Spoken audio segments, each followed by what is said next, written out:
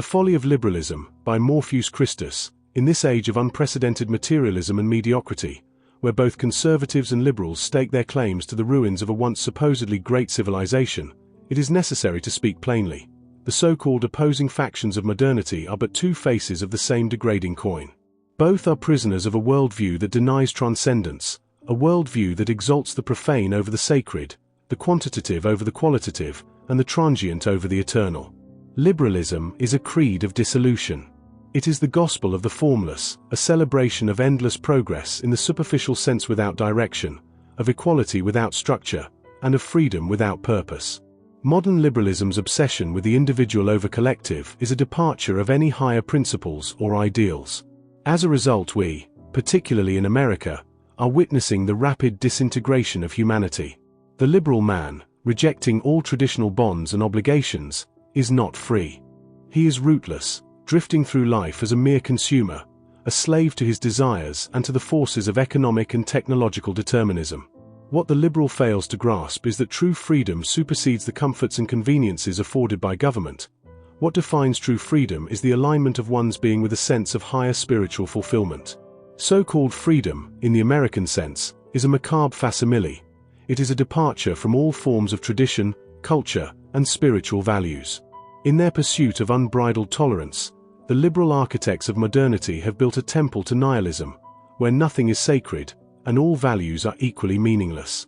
The conservative response to liberalism is no less misguided. In their quest to preserve the melodious remnants of American tradition, conservatives have unironically adopted a defensive posture that betrays their own principles. They seek to conserve not the eternal truths that lie at the heart of authentic tradition, but the hollowed-out shells of institutions and customs long since drained of their spiritual vitality.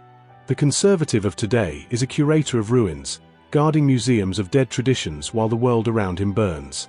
The conservative's greatest folly lies in his capitalist materialism, his belief that the mere preservation of economic systems, national borders, or the pathological delusions of Christianity constitutes resistance to the liberal tide.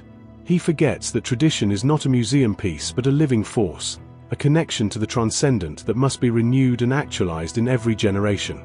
Without this metaphysical foundation, the conservative project is doomed to fail, for it fights not for the eternal but for the enslavement and degradation of mankind on behalf of the bourgeoisie. Both liberalism and conservatism are products of the same desacralized worldview that emerged with Protestant Christianity. Both are expressions of a humanity that has severed itself from the divine, choosing instead to place its faith in reason, science, and the material world. The liberal celebrates this severance as progress, while the conservative laments it as decline. Yet neither seeks to transcend it. Neither offers a vision of a world in which the temporal is subordinated to the eternal, the human to the divine. What is needed today is not a return to the false dichotomy of liberalism and conservatism but a complete rejection of the modern capitalist world order. We must rediscover the principles of a higher order, grounded in metaphysical truths that transcend the petty squabbles of politics. Only then can we hope to overcome the spiritual crisis of our age and restore a civilization worthy of the name. The path forward is not one of compromise but of resistance.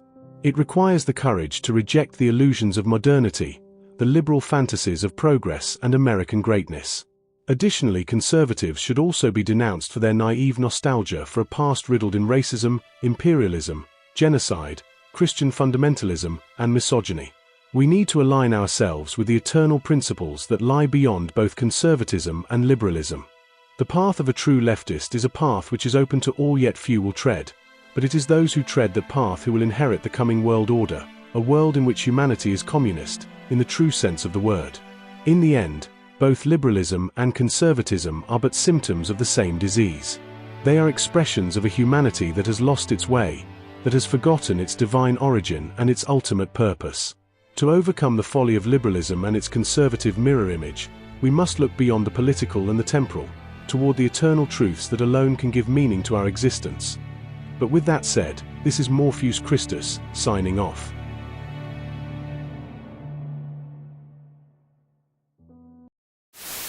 This is why it's tense. This is all the United States military bases around the world. That's just Africa. Look at that. There's the Middle East. International law says we can be there. Keep showing this. Look at it. So there's China. There's look at all the military bases we have. Where's China? Just you think? Can you imagine if China had military bases off the coast of?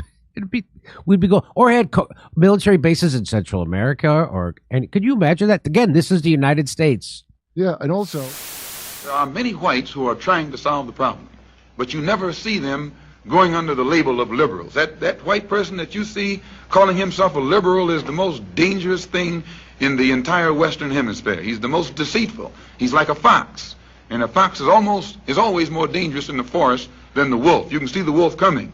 You know what he's up to. But the fox will fool you. He comes at you with his mouth shaped in such a way that even though you see his teeth, you think he's smiling and you take him for a friend.